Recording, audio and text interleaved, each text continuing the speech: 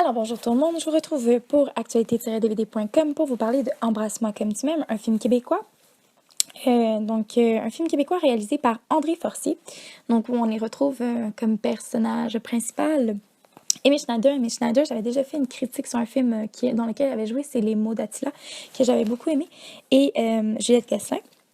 On peut voir aussi d'autres acteurs comme Mylène McKay, Lucas Asselin, Céline Bonnier, Antoine Bertrand. Donc, quand même pas mal d'acteurs québécois connus qui sont présents dans ce film. Donc, c'est ça, quand même une distribution assez intéressante. Donc, le film a été distribué par TVA Film et est sorti en magasin le 20 décembre 2016. Donc, en résumé, c'est ce qui se passe. Je vais vous le lire un peu. Je vais mélanger un peu ce que je lis. C'est pendant la Deuxième Guerre mondiale, en fait. Pierre Sauvageau, qui a 22 ans, voudrait s'enrôler, mais doit prendre soin de sa sœur jumelle, qui est infirme de naissance. Donc, il s'occupe d'elle, tout ça, il lui fait prendre son bain, il la borde la nuit.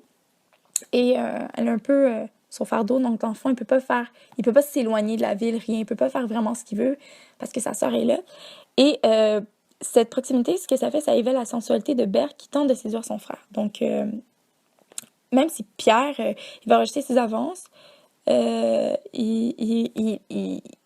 est quand même hanté par le fantasme de sa sœur. Ça veut dire que quand il dort, ou il fabule sur sa sœur, puis tout ça, il fantasme sur elle, malgré lui, parce que elle est clairement amoureuse de lui, parce qu'elle voit que lui, dans le fond. Puis en même temps, elle est comme confinée chez elle avec sa mère, qui est modiste, donc qui fait des chapeaux de mode. Donc, ça, c'est un peu, en résumé, ce qui se passe dans l'histoire. Donc, par rapport à mon opinion, pardon, sur ce film, ce que je dirais, c'est que c'est un film quand même assez intense. C'est un drame j'allais dire un drame québécois, mais ça n'a pas vraiment rapport. C'est un drame dans le sens que ce qui se passe, c'est quand même, on voit une liaison, sa sœur est clairement amoureuse de lui, elle lui fait des avances, mais surtout, dans ses rêves, tout ça, elle s'essaye. Mais ce qui se passe autour aussi, donc c'est vraiment un film que toutes les relations sont chaotiques ou problématiques ou interdites. Donc, on voit comme ce qui va se passer, c'est que Émile Schneider, donc Pierre, va tomber en amour avec la copine de son meilleur ami. Donc, des choses comme ça. Le frère de la copine de son meilleur ami, lui, vit une relation homosexuelle avec le prêtre. Donc, c'est comme plein d'histoires comme ça. Donc, c'est vraiment comme des liaisons interdites un peu. C'est un peu ça qui se passe c'est un peu la saveur de ce film-là. Donc, c'est vraiment ça qu'on voit.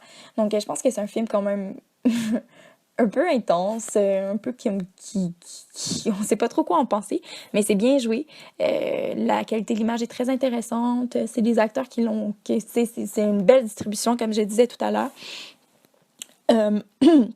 C'est quand même plein de choses qui nous surprennent, tu sais, c'est comme, c'est pas du tout cliché, c'est vraiment comme plein de petits points, plein de surprises à chaque fois, comme on fait « Ah, pour vrai! » Donc, c'est plein de choses comme ça, mais ça nous trouve quand même, on fait comme « Ah, mais voyons donc! » Donc, je veux pas tout vous dévoiler les liaisons qu'il y a là-dedans, mais je pense que c'est un peu ça.